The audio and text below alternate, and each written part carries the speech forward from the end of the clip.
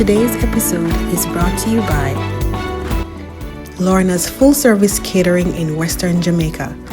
Delight the taste buds of both you and your guests with an unforgettable experience at your next corporate event, wedding, baby shower, parties, or any other celebration.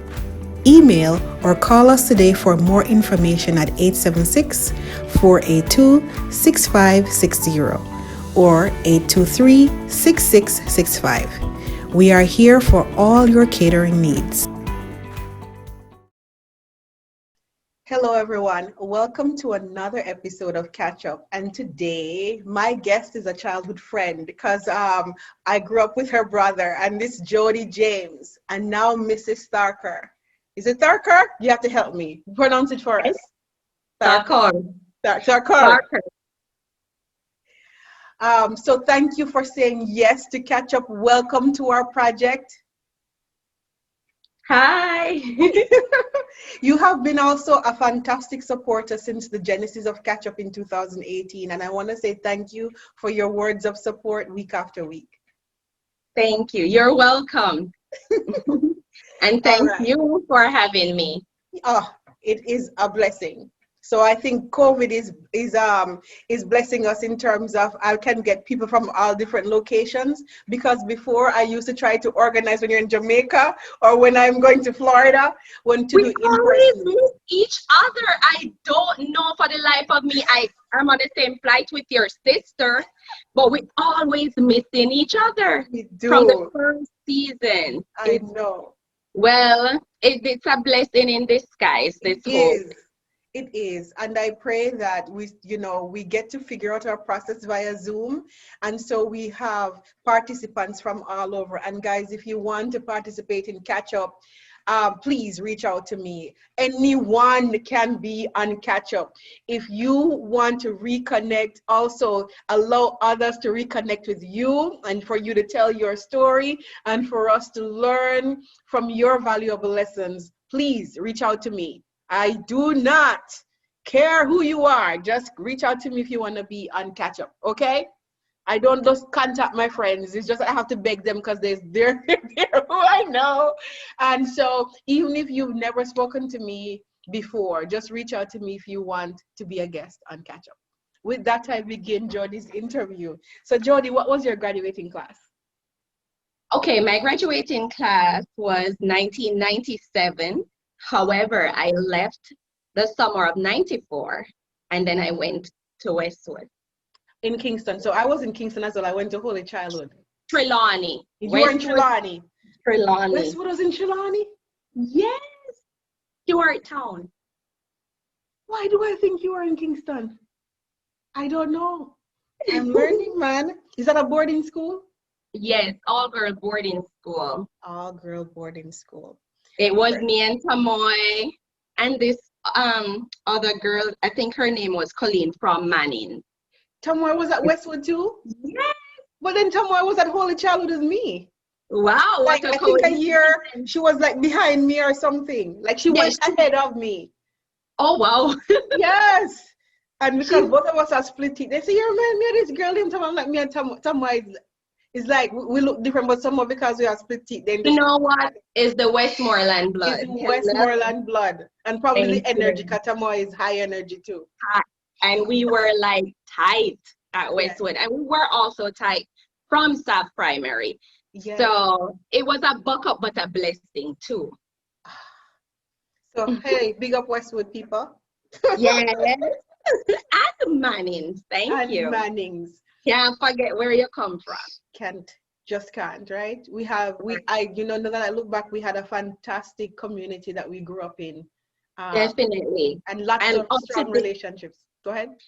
Up to this day, I still yearn for Westmoreland.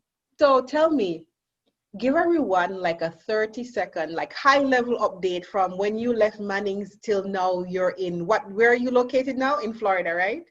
Yes, I'm in Florida. All right. So give everyone a high-level milestones of what happened since you left Mannings. So you went to Westwood, and then from there?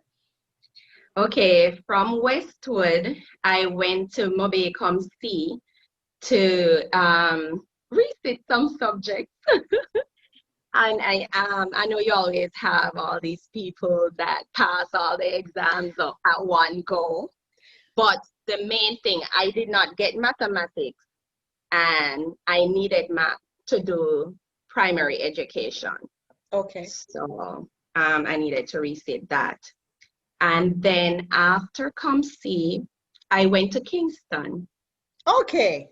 Yes, I went to Kingston at UTech, and I got pregnant at 19 with my son, Marcel. He The is joy so of handsome and tall and smart.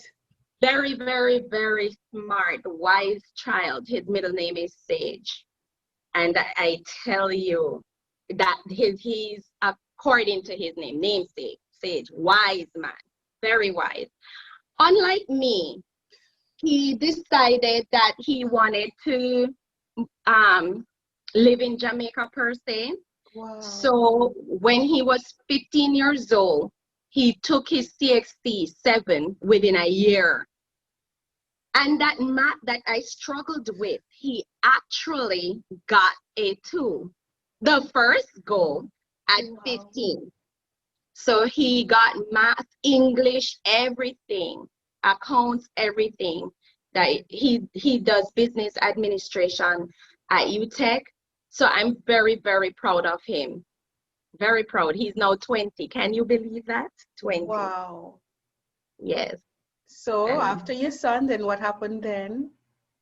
okay, after Marcel, I went to teachers college when he was 1. And Which teacher's college did you go? Sam Sharp. I went to Montego Sam Bay. Sharp. I graduated in 2000. When did you graduate?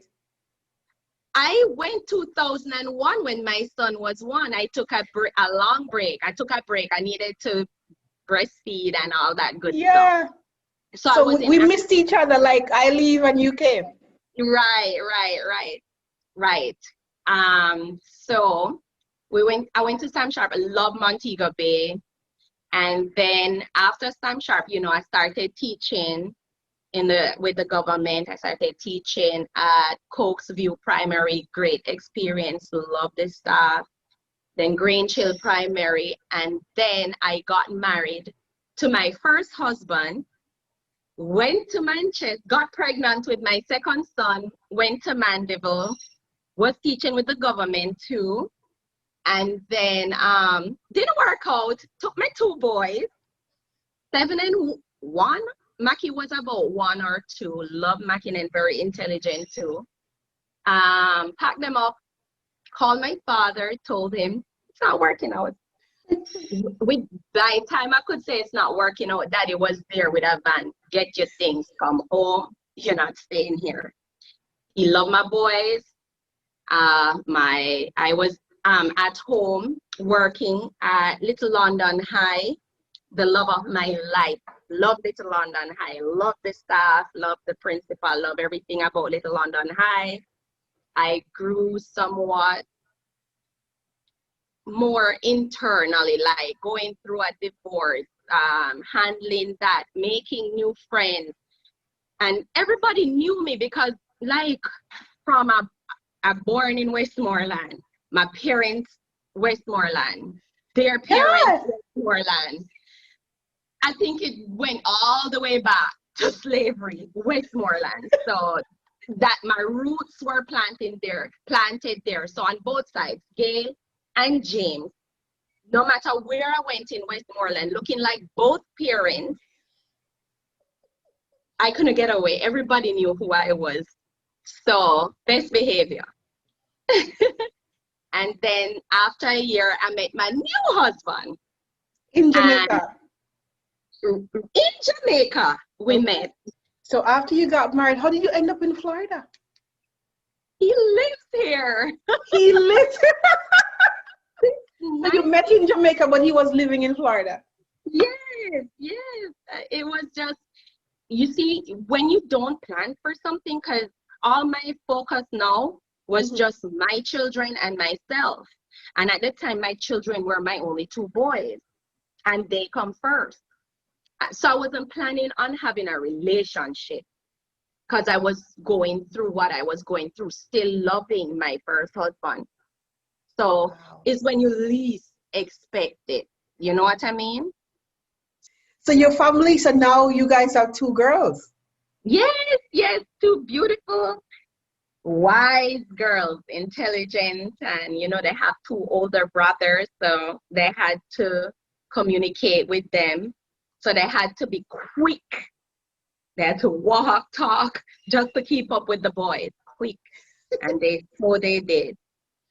What advice would you give a young mother, and what advice would you give to a parent whose child got pregnant early? So let's start with the young mother. If you had to say something to a young mother who got pregnant earlier than she planned, before achieving the things that she wanted to achieve or put into place, what would you tell her?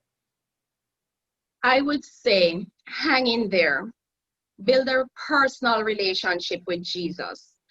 Because I'm telling you, if it wasn't for that Bible, because there was judgments all around me. I was the first daughter of Colin James.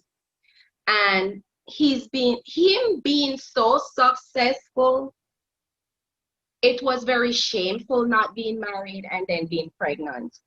So I've been there, and the judgment that would come out, even not the family, just other people, But I would say from you have that personal relationship with Jesus first, and feeling the love and knowing the love that's there, that surrounds you, you will have that baby. And from there is a will, there is a way, you will get help.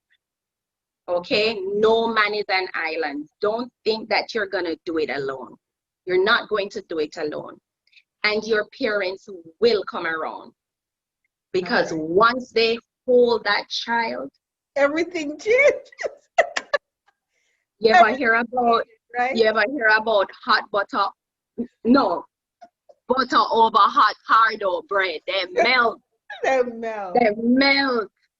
As a matter of fact, it's gonna be a struggle just to get back that child from them. It's gonna be a struggle. That child will be a golden child. Don't give up. Love that child from in your belly, mother. Love that child, young mother. And as for the mother, as for the grandmother, don't listen to the judgments outside. Nobody's perfect.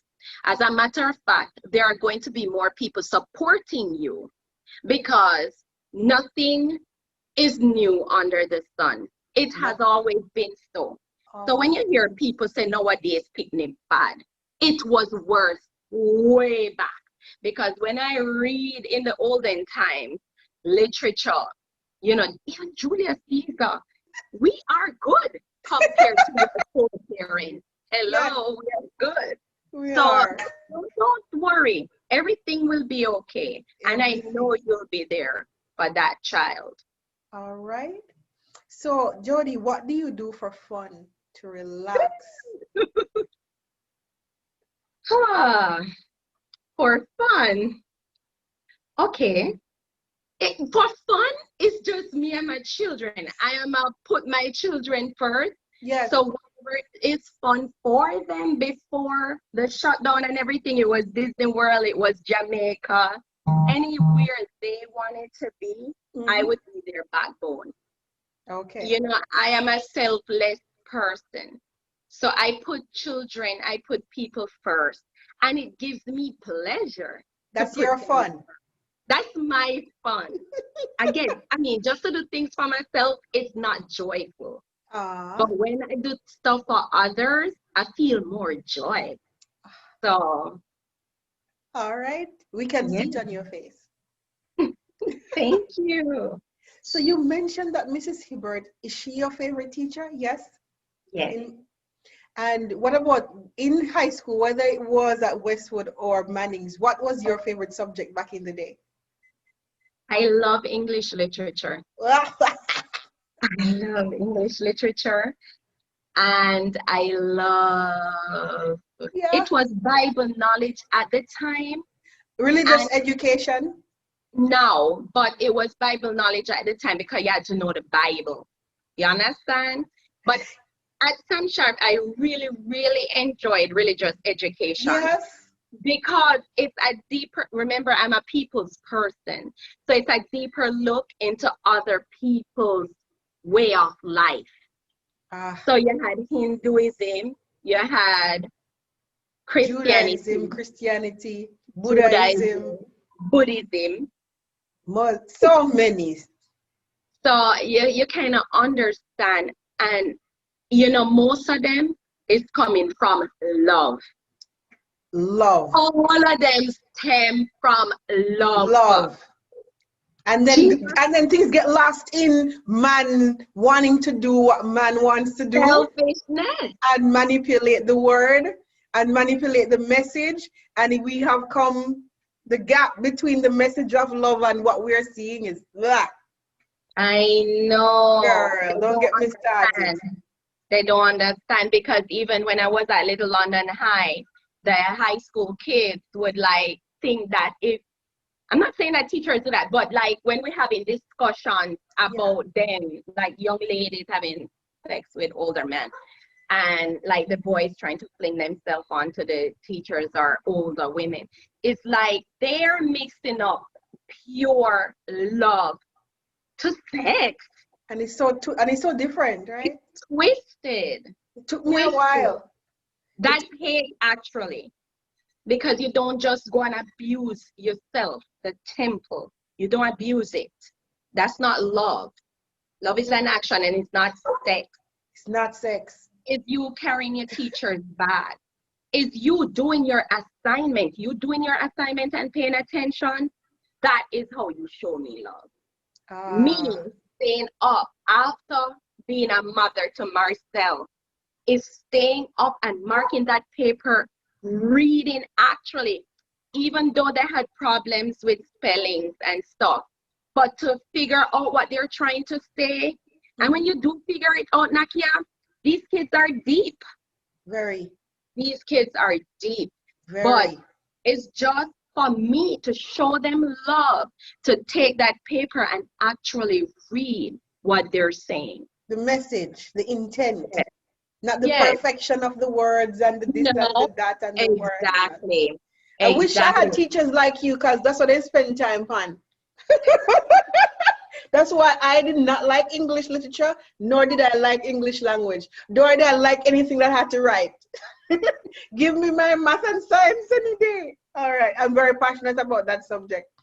All right, memories. What are your fun memories of being at Manning's or even in our community when you come back home from Trelawney? What is your favorite memories of childhood? Okay, so Westwood, all right, at Manning's, you know, when I left, I was just turning 14. Yeah. So I wasn't really able to go to the fest and all those good stuff. With, you know, just daydreaming about those fests, wanting to be there. My ride or die, it was Kim Horton. Yes. She's Are you guys still connected now? Somewhat. Okay. We're busy. So when I just came to America, we would spend hours on the phone, but something happened where it all just faded away. Life, it's life. Having the two girls back to back, they're like twins. Having 4 kids here, I just lost touch. Don't worry. I think Kim is people like when time doesn't matter. So once you see each other and you connected, you just pick up where you leave off. Right. And life happens. Yeah. Basically, she's my family. Yes. She's my family. We grew up together. We lived in the same house when she was going to Manning's. We lived in the same house back at primary. So she is my sister. Yep. So like, you know, she would say, you know, I'll be there to protect her. And my father would look at her like, you're smaller than Jodie. How you gonna protect her? She's older, but I was always taller. Yeah. So, but Kim said, you don't know me. I can fight. So that this I got a chance to go this one time to one of the Manning's set, and it was nice. It was awesome. All of you knew me as Taj Little Sister. Yes. You were very close with, let me tell you, Brian, my uncle. Brian was my first boyfriend. I had a crush on Brian for years. So, When I say years, years, right? yes. So when he paid me little attention, oh God, me lose my mind. Lose my mind. I'm sure he's gonna see this episode, Brian. He will. He will. Brian, this little girl's heart was set on fire by you. Yes.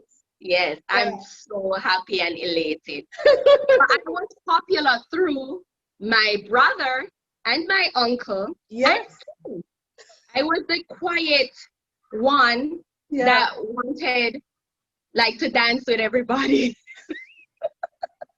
But I had to keep it on the inside. I had to keep it on the inside, keep it in.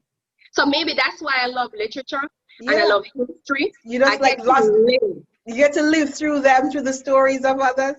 Yes, for sure. For sure. That is hilarious. Yes.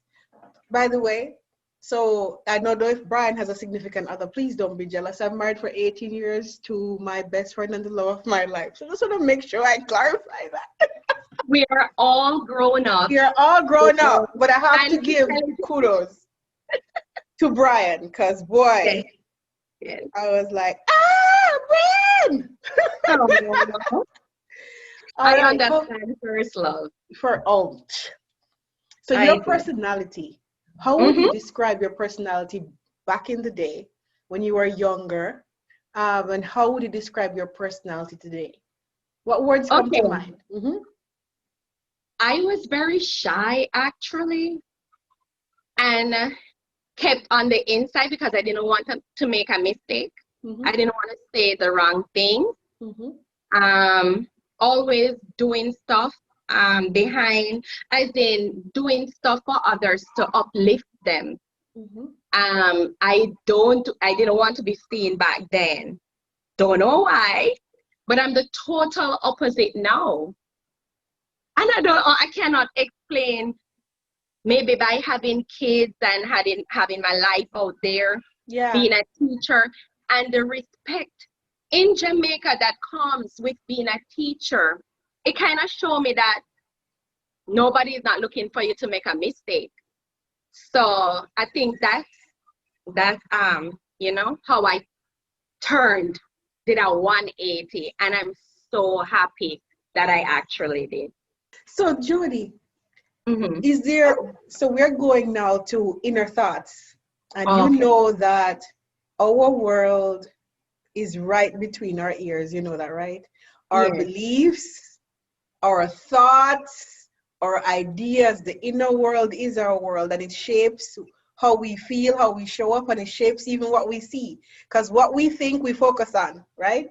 So what did you used to believe about yourself, Jodie, back in the day that has changed now that you are older and wiser? What did you used to believe that it has changed or you don't believe anymore about you? As I said, I believe that I would have said something like make a mistake in saying something that I shouldn't say, because I had Kim, I had Taj, I had my mother. My mother spoke for me. You understand? She was another woman who kids surround just innately. Just innately. I wonder if she know. Listen, man, your mother, she is a different type of personality that I've never seen in Westmoreland. I know. She don't care what people think, actually. And I respect that about her. Because if she did, she probably would have got jump off. With everything that happened, divorce and this and that. But even before the divorce, like the divorce happened later on, when we were younger, and we had parties at your house, even your birthday parties, because I used to have that I used to participate in the dance competitions and the Whitney Houston. Yes. I don't know if you remember. I remember. And then try to look for Brian if he did it. And then, Right. but you know, being around her, it was this non-judgmental. Thank you. Come as you are, love, acceptance. And I wasn't expecting that because, you know, in my mind, them rich. I'm just gonna let you know. In my mind, to me, the James are one of the families that were financially well off. So I was expecting somebody that was, you know, stush, put offish. You know what I mean? I was expecting that, and she is nothing like that. Let me tell you, what you have described was more on my father's side of family. My mommy grew up on Rose Street, honey. And then they moved to Louis Street, where my grandfather used to live. See, that's why she need to come and catch up in here. See, back to you. She would be such a blessing. But it's like we switch, because you were talking about me, what I thought about. We were the opposite. Like, she was out there, but I was more like on my P's and Q's, because I can't afford for my father to like lose off or whatever. So you felt more pressure from your dad than you'd say from your mom. Yeah. In terms of you don't want to disappoint him. You want to make him proud. The thing is, I could never disappoint my mother. She's non-judgmental. So there is a difference right there. Wow. I am my daddy's girl. I am his first daughter, and I wanted to keep it that way. So. Understood. Right. It's so funny how we get different roles in the family and we play the roles, eh? Yeah. My other sister's gonna care less what I say. I'm like, you're so silly. But then, now that I'm an adult, I am more like, not so much like, I'm still not so much like my mother, but I really don't care anymore. I just do me and live an honest life. Yeah. Because I have sons and I have daughters. I have to be that woman that I want to see my boys get married to. She has to be down to earth. She has to have love in her heart, and she has to be non-judgmental. And I want to be that woman I want to see my daughters to be. Even though you're married and you know what the Bible talks about marriage. Yeah. Yes, I pray for that man to love them as Christ loved the church. And I pray for, with that said, for them to be submissive. You understand? With that said, once they have a husband that love and respect them and put them first, then I pray that they'll be submissive. You have to, you know, you can't say that word submissive and don't say what submission is to you, right? How do you define submission? Submission is for me. If my husband come home and love me and hug me and, babe, I'm so tired. Could you please give me something to eat? Submission to me is getting your ass up and go cook something your husband wants. You understand? That's, you know, it's a two-way. Sometimes women think that I don't have to do this, I don't have to do that. But marriage is a fight, because love always get a fight. And if you don't fight for that marriage, you have to do what you gotta do. You can't say, I don't have to, and then turn around and say, I didn't expect to be divorced. This man don't love me, and blaming it on the guy. In my first divorce, I don't blame everything on the guy. I was young too, and wasn't gonna humble myself to take crap. You understand? I do. So I tell people all the time, if they listen to Catchup, that I've had several marriages with the same man. That we had to start over again, and whenever we make mistakes, we have to start over again. Exactly. But that's how I began my marriage on my little high horse. Right. I had to slowly come down over 18 years. you think that once you get married, it's Yeah. because Jamaican men don't really love the marriage or whatever. But once they marry and put the ring, you think that he worship the ground he walks on. It's just the beginning. Right. After you get the ring, it's just the beginning of a different journey. Exactly. Exactly. But my father always said, don't think he worship the ground he walk on. Because when he put that ring on it, it means I got you where I want you. It's a total opposite from what I thought. It's nothing like what I thought. That's all I have to say around marriage. But I'd rather be married than single. Let me be very clear. Yes, yes. All right. What advice would you give your younger self? Huh? What advice would you give your younger self if you had to speak to yourself at Westwood when you graduated, right before you hit COMC in 1997? What would you say to yourself if you had to give yourself one advice? Focus. Focus, little girl. You think you lacked focus? Yes, I think up to this day, used to make like swing in the chair. I'm one of those ADD kids that I get. You get what you are, you get. So the next question I have is for you to walk us through one of the most challenging seasons of your life and share with us what you learned about yourself by walking through that season. Okay. There is not just one challenging. There is not just one most. And I'm happy that my physical appearance don't show the challenges I've been through in life. You went through the fire and you don't smell like smoke. Yes, exactly. You know your literature. That's a metaphor. Thank you. Going through fire, don't smell like smoke. All right. Divorce. Leaving Mandeville. All right. So my challenges, I had a great childhood. So my challenges never started until real life set in. So leaving Mandeville is like I almost got, as I said, when my husband met me a year after I left Mandeville, I can't explain the low mentally that I was on.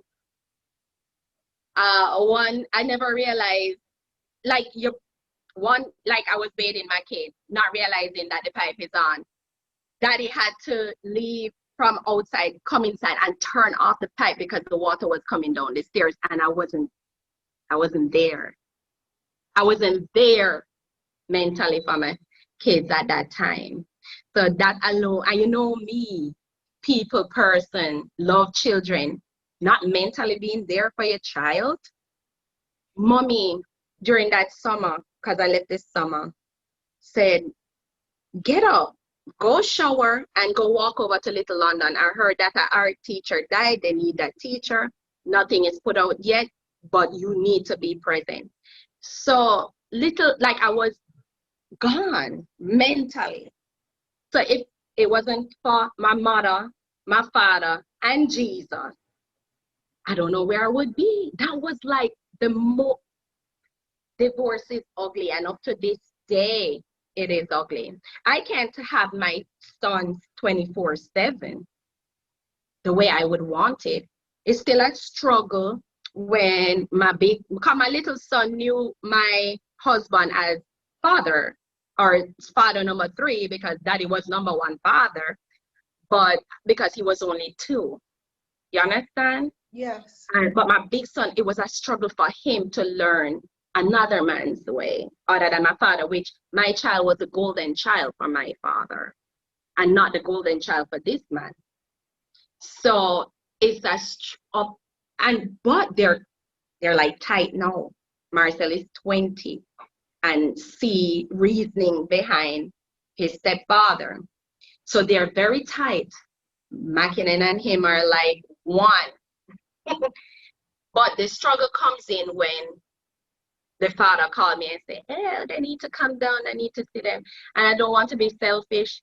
I could have been selfish because he was such in a stone that he signed the divorce paper and didn't even read that, hey, I got full custody of my kids. That's how far away he was from me internally and my boy. And I said, maybe if I get away from this guy because he hates me so much, maybe he will want to be in his son's life. And with that said, that's exactly what happened. The moment I left was the moment he turned up for his sons, which is good, but also painful for me because I latch on to my children. So it's painful, even just for like a couple of weeks, for him to be with them alone is very painful for me up to this day. Wow. But I still love him. He's the father of my two boys and all of that. So Understood. What yeah. advice would you give somebody who's going through heartbreak or divorce? Man, it's hard because, as I said, if it wasn't for Jesus, mommy, and daddy turned up, it showed me the heart condition of my father, because I thought my father was this cold person. But he looks that way. He looks that way. I thought, you know, he loves us. He pays for our school fee. He does everything he needs to do. But he showed up in a way, and he don't even say, I did it. It's like it was second nature to him. Second nature. Like him putting my son in a wheelbarrow and pushing him just to see him laugh. You know? The actions, that's love. It The is. simple things. Putting all of them in a van back just for the ride. Not going nowhere, but just for the ride. Just to bring back joy in those boys' life. Nackia is let me tell you the advice I would give that person. As I say, no man is an island. And if you think you don't have nobody, take up your Bible, read Matthew 5 onwards, read John. We always said this, for God so loved the world that he gave his only begotten son. Who going to give up their child to save you? We recite that daily in primary school. You understand? Go back to your roots. You're not alone. You're never alone. There is a presence. Go outside. Take off your shoes. Feel the grass. Come on, man. Take off your shoes. Yes. What is the best advice you ever received and why? The best advice is life isn't over because love didn't work out the way you wanted it to work out. What are you most... Oh, you have more to add? Get up, get out there. There is still life, and life in abundance. Life in abundance. And probably the chapter ahead is even better than the chapters of the past. Yes, that's exactly what they're saying in different words. What are you most proud of? My children, without wondering or guessing, my children. Everything about my children. Everything. What does success mean to you?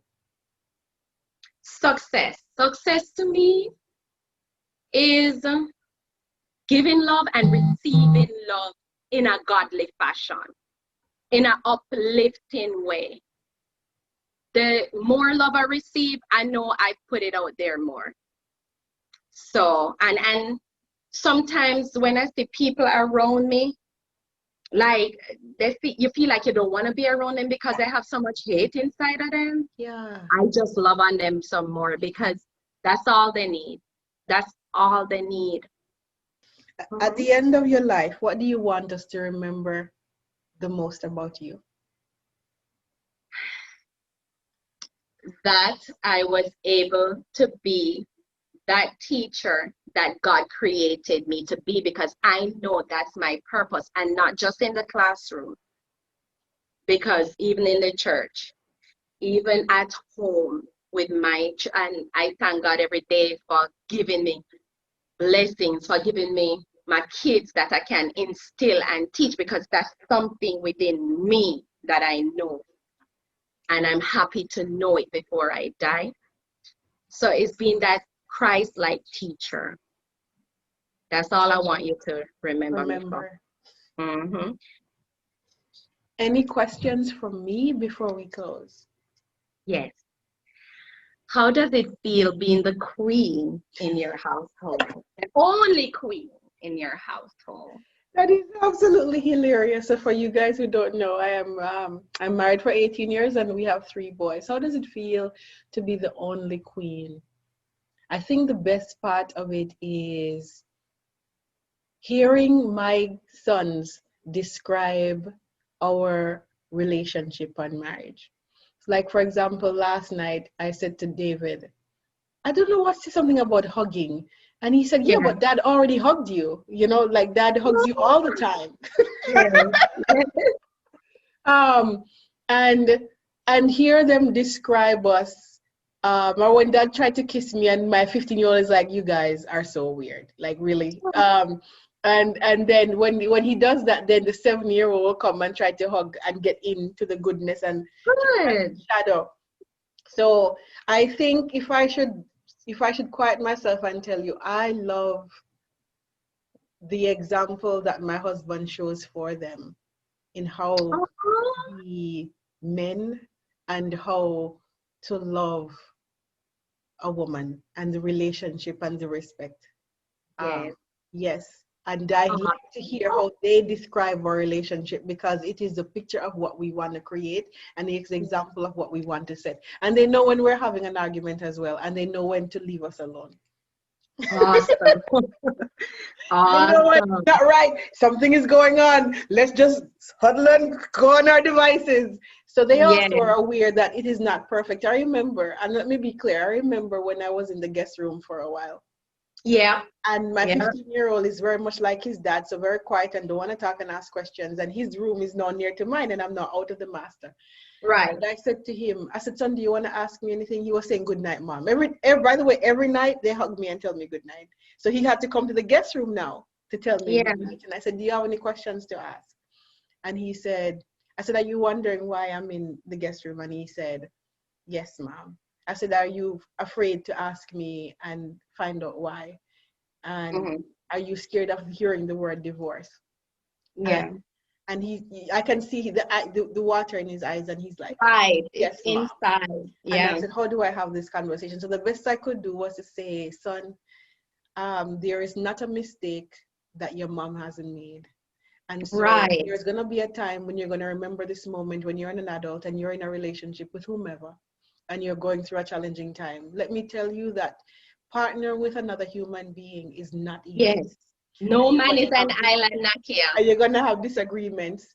And Yes. sometimes you just need time apart Yeah. to just go back to yourself because the only thing you can change is you.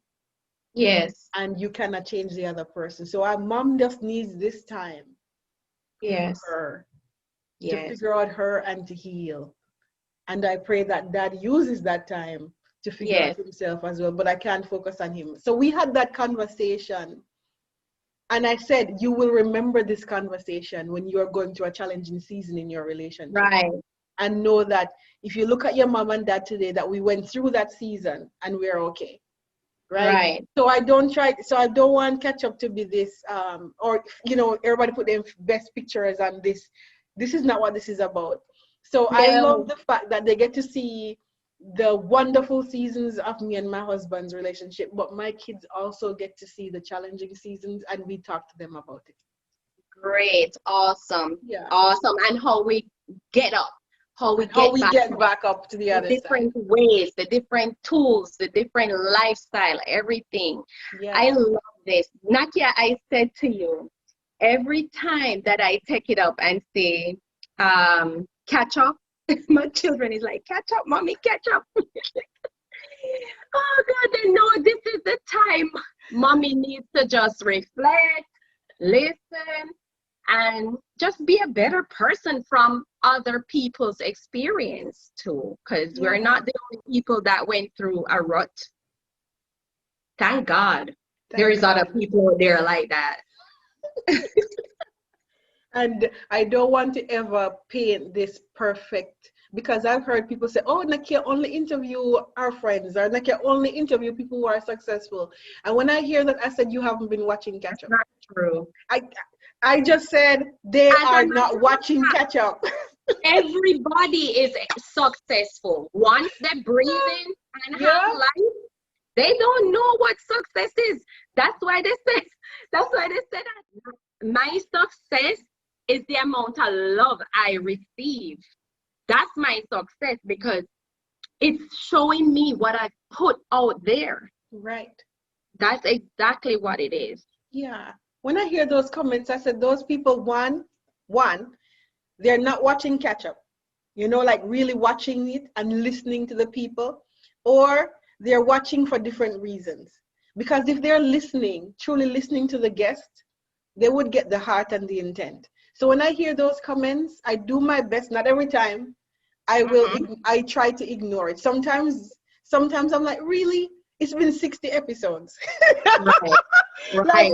really? Right. Out of all the episodes, you can see the work. In fact, we have people on here that didn't even go to Manning's. We have a wide Exactly. range of people and Exactly. participants, and that's not what Catchup is about at all. So I want to say thank you for everything that you do, for encouraging me to keep this project going.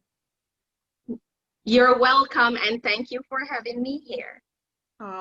You ready to close the episode now? Anything else you want to say before we close? No?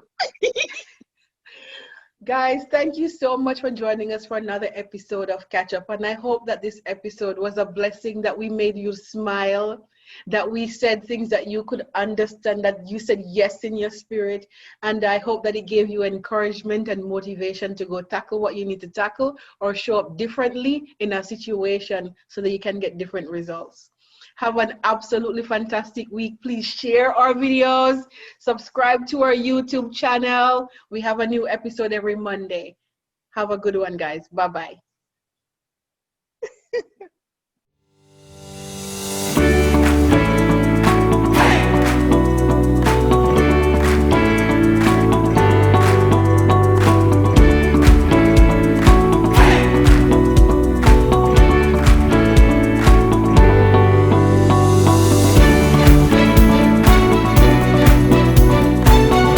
Today's episode was brought to you by Lorna's Full Service Catering in Western Jamaica. Delight the taste buds of both you and your guests with an unforgettable experience at your next corporate event, wedding, baby shower, parties, or any other celebration. Email or call us today for more information at 876-482-6560. or 823-6665. We are here for all your catering needs.